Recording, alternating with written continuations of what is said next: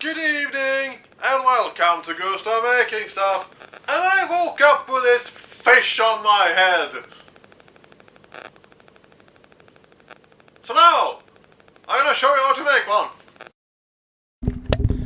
So we're starting here by making a little bit of pattern here, which I do recommend you doing this whole thing in paper, because I made it in freehanded it, and I kind of cocked up. But that makes a very interesting result. But what is it without the beauty of sometimes cocking up and the result are actually being quite okay? But you will see what I mean here. So I am cutting out this template here for the head, because I'm trying to make a snake head fish, which is a kind of a scary fish to look at if you look at a picture of it. But you see, I'm drawing it pattern there on. This will be the head part, and now we're gonna do everything that is surrounded by the head, and you know, the lower jaw and stuff like that should be trying to be in one big, you know, overlapping part here.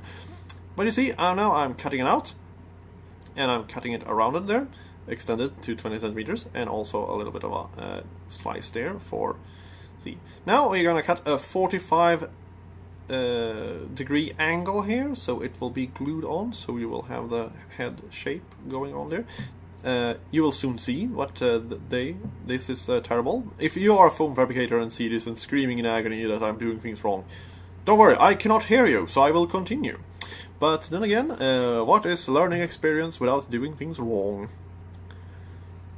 So you see, now I will cut the little slice there together. I will glue that, so we will have a little bit of an interesting yaw thing going on there. This is actually the upper head instead. And now I'm going to draw a little bit of a circle here to try to shape the head in front of it, so it will look like a pointy, like a salmon thing. There we go. And now I'm just gonna cut that out on the other side also. But first, we're going to make a little bit of a circle here with plastic tubing here, because I have to do a little bit of structure integrity to this thing, because it doesn't really hold up very well on its own. So you see, now I have the plastic ring going in there, and just gonna glue it on the back side there, because it doesn't really hold up by itself. At least we're gonna be covered with later. Now I'm drawing out a little bit of a salmon mouth, because salmon has this thing that goes up in the front of them in their mouth. Also other fishes have that, but you see, now it actually starts to look like a happy turtle instead, which was kind of the cock up what I'm talking about. But let's try to do things with it. You see, I have structure there on the upper and under jaw there, and I have just glued them in place there before I cut the other side of the mouth, so it will actually hold up better and doesn't start to reshape too much. You see, there it is. Now it looks like a very, very happy turtle.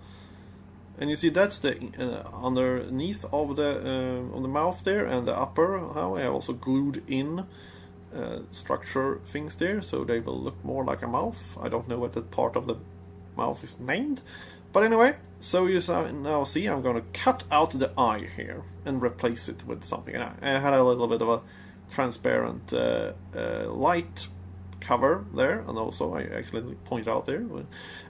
So now I'm going to do this eye, which is a little bit of an interesting thing, because I tried to make it look like the new Godzilla, and because it has a herring eye, and that didn't really work either, because now it looks even happier, and with your mouth open, for you who have seen that show and got that joke. Anyway, you see I'm slicing the two in half there, the foam, so I can just push in the eye like that. You see, now it also looks like a very happy turtle here. It was kind of unintentional, but as I mentioned that several times. But anyway, let's move on from that and glue on some teeth that I have just made out of plastic sheets. And you see, I'm trying there because I'm trying to do layers of teeth here. But now this is the teeth on the outside, and try it many times so it will go. Sometimes you have to put things underneath the teeth so they will actually overlap a little bit. And now we're gonna glue a tongue here, which is also made out of foam here, because fishes also have tongues. There we go, and glue it on. There is actually this interesting parasite that replaces a tongue of a fish, which is kind of interesting parasite thing going on. Also extremely horrifying when you think about it. So now, also testing it one more time, and you see, for every time you're doing something, it can actually cock up the other things. And now, you see, I have painted all the things white, because they have white mouth, and now I'm taking this very, very 3mm thick foam here, and actually trying to do a little bit of an eye lids to the, not lids, but you know, something around the eye, so it will look better. Just glue it in place there. And now we're going to fix the mouth here to make it look a little bit more scary, at least. I think I have succeeded on that, but sometimes it doesn't really work out as well as you planned in the beginning. But anyway, so now you see I'm gluing on the outside and also between the teeth, because soon we are going to fold them in together with each other. So you see I'm tried to do a little bit of cut around, but I just decided to instead fold it and poke it inside like that. You see how I'm doing here. I put a little bit of a glue on between them there. And now you see I am folding them and pushing them in and gluing them on the back side or inside of the teeth there. So now they look no, I've started actually, because I did some white and put on the back side. Now it looks more like this scary underwater fish that doesn't see anything. And now we are going to spray this with spray glue, which I didn't have, so I have hairspray instead, which is kind of an emergency solution for it. So don't use it really. It isn't as good as spray glue, but this is basically to seal all the little holes in the foam.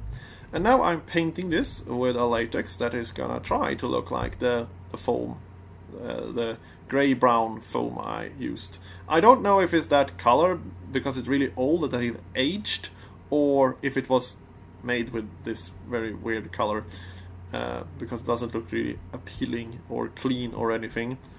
But anyway.